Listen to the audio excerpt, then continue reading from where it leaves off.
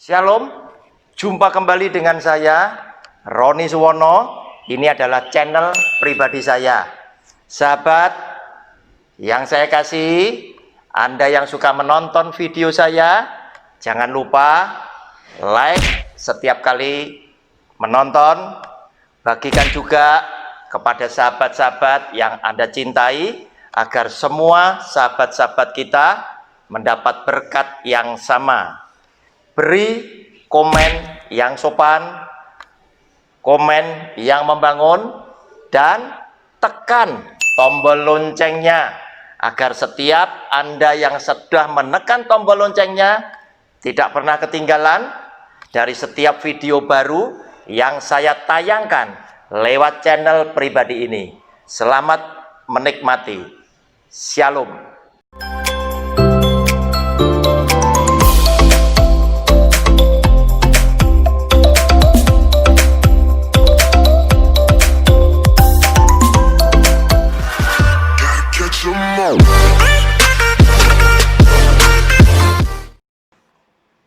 Shalom, jumpa kembali lewat channel pribadi saya, Sabar Selidiki Alkitab bersama Roni Suwono. Saudara, kita memasuki video yang keempat dari pelajaran berseri Rahasia Hidup Diberkati. Hari ini kita mau bahas, kalau kita adalah orang yang ingin hidupnya diberkati, maka kita harus bisa mengenal dengan benar dan dalam tentang Tuhannya.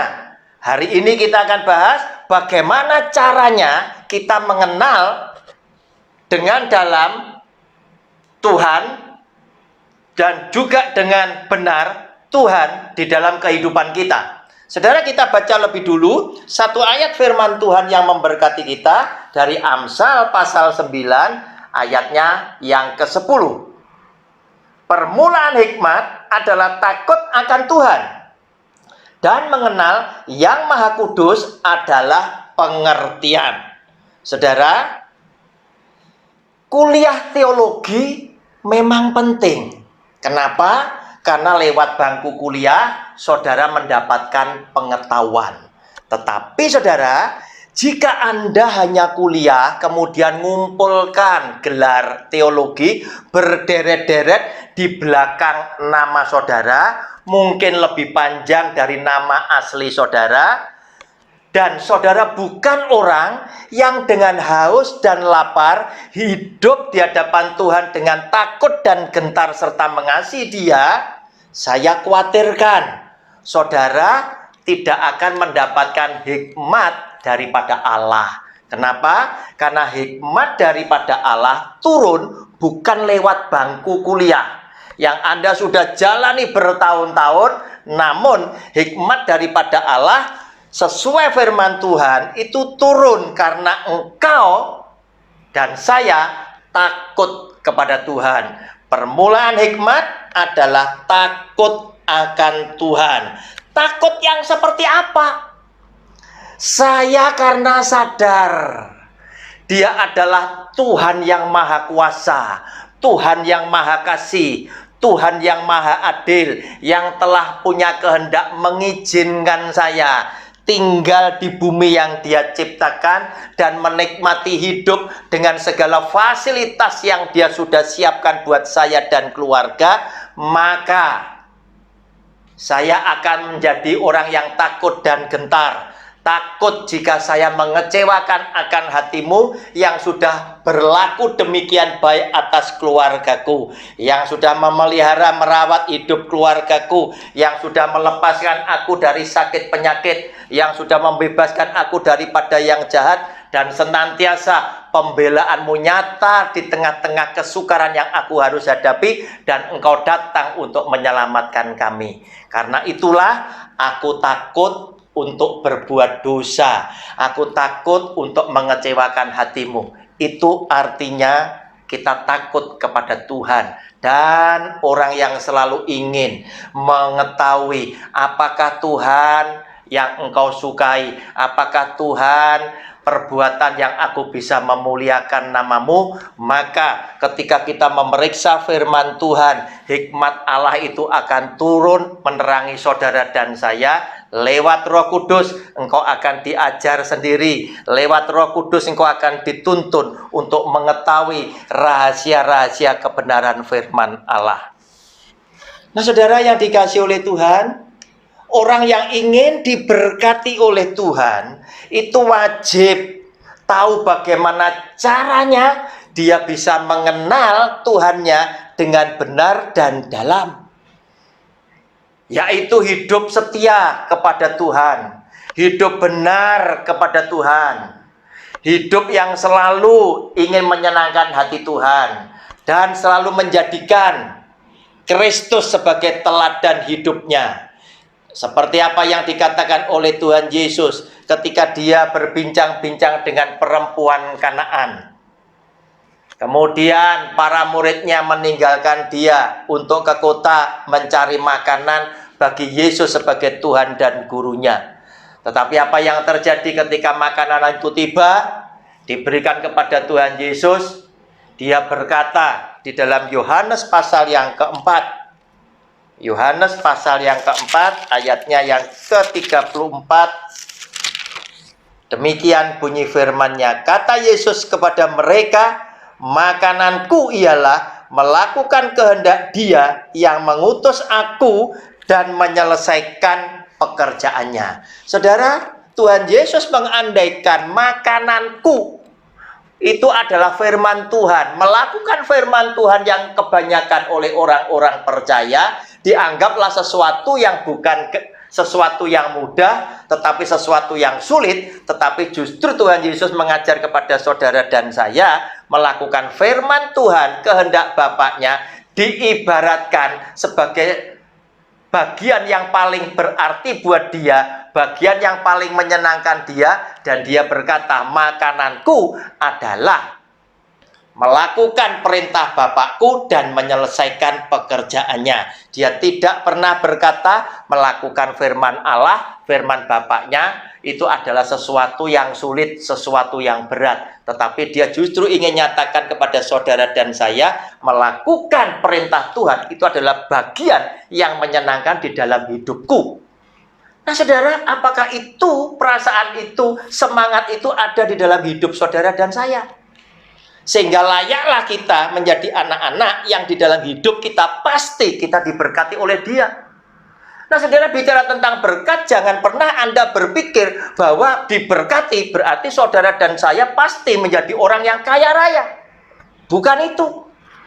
Yesus yang adalah Tuhan tidak pernah mengumbar janji engkau yang mengikut Dia akan diberkati berlimpah-limpah secara jasmani. Tetapi Dia lebih banyak berbicara, berkat yang Dia sediakan buat saudara dan saya sebagai orang yang setia adalah berkat yang lebih berarti, yaitu berkat rohani yang punya nilai kekekalan sampai kepada keselamatan kita bersama keluarga di dalam hidup kekal kelak di surga yang Dia sudah persiapkan.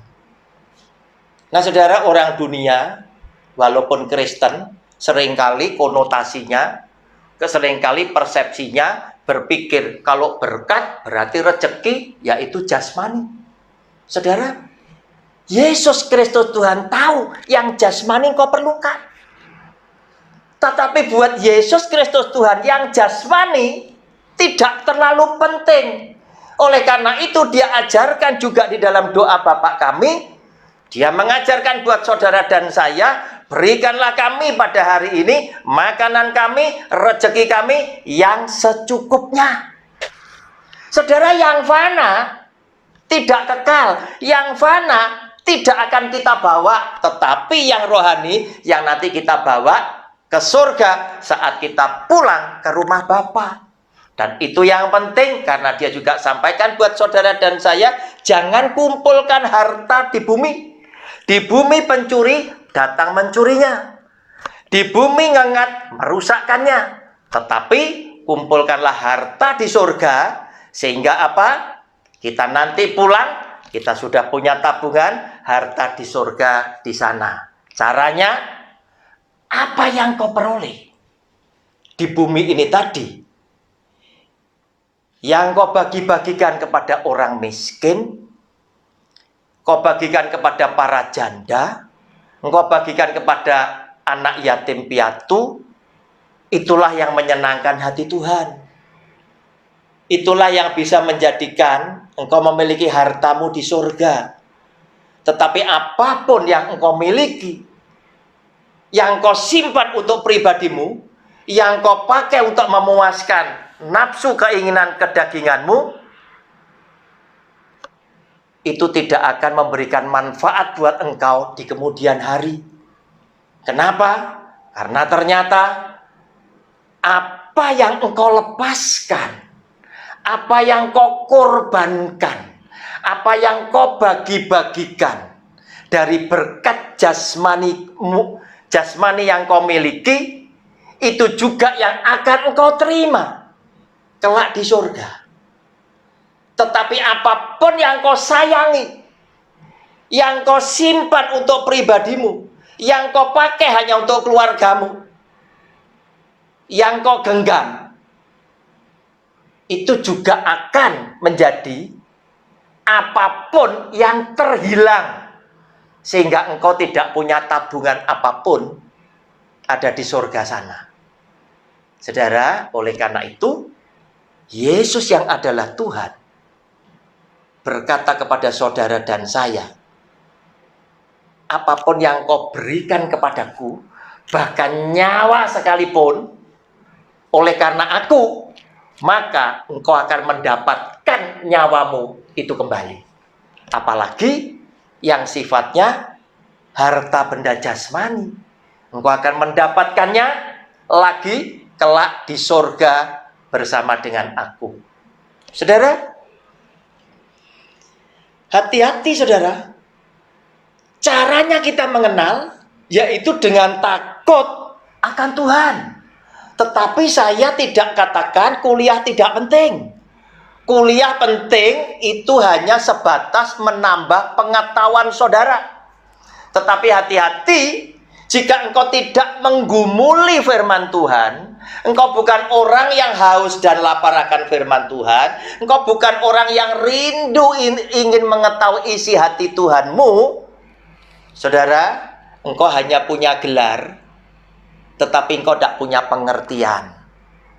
Kenapa? Karena hikmat daripada Allah, pengertian daripada Tuhan, itu hanya akan turun kepada orang yang takut akan Dia. Saudara, ditambah lagi, dan mengenal yang Maha Kudus adalah pengertian. Saudara, engkau akan diberikan pengertian, engkau akan diberikan pewahyuan oleh Tuhanmu ketika engkau takut kepada Dia, sehingga firman Tuhan yang sederhana-sederhana, yang orang lain seringkali tidak bisa mengungkapkan, engkau diberi pewahyuan untuk bisa mengerti dan memahami firman Tuhan ini secara jelas seperti yang Tuhan kehendaki. Sama seperti ketika para rasul bertanya, "Guru, kenapa engkau berkata-kata dengan mereka? Engkau pakai perumpamaan, sehingga lewat perumpamaanmu itu orang-orang itu pasti tidak mengerti." Tetapi apa jawab Tuhan Yesus? "Kepadamu kamu diberi pengertian." Puji Tuhan. Tetapi kepada orang-orang pandai, orang-orang bijak itu tadi, pengertian itu tidak diberikan supaya digenapi nubuatan Nabi Yesaya. Mereka punya mata, mereka tidak melihat. Mereka punya telinga, tapi mereka tidak mendengar. Biarkan mereka tidak mengerti, supaya mereka tidak berbalik kepadaku, dan aku menyelamatkan dia.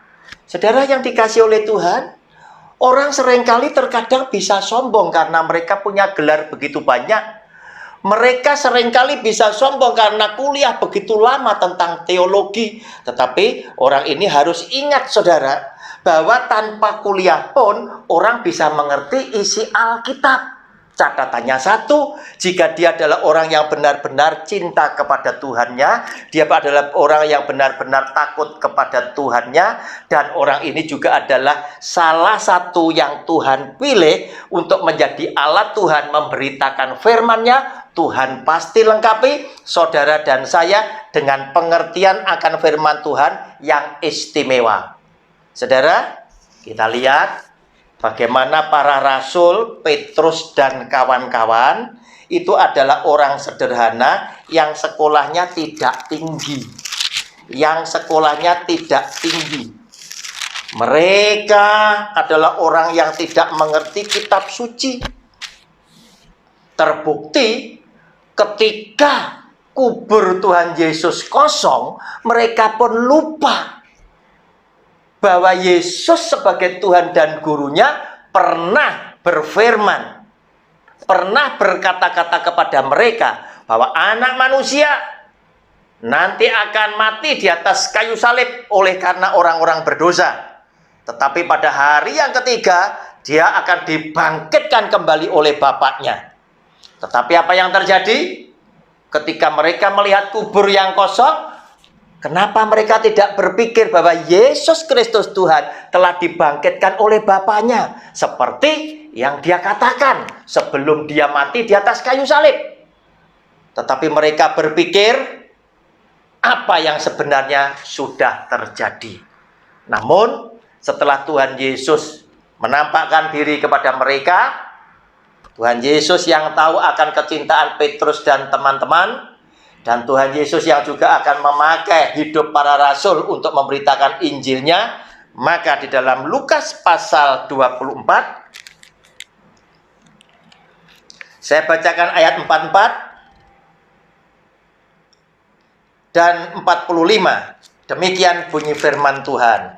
Ia berkata kepada mereka, inilah perkataanku yang telah kukatakan kepadamu ketika aku masih bersama-sama dengan kamu, yakni bahwa harus digenapi semua yang ada tertulis tentang aku dalam kitab Taurat Musa dan kitab Nabi-Nabi dan kitab Mazmur. Lalu ia membuka pikiran mereka sehingga mereka mengerti kitab suci.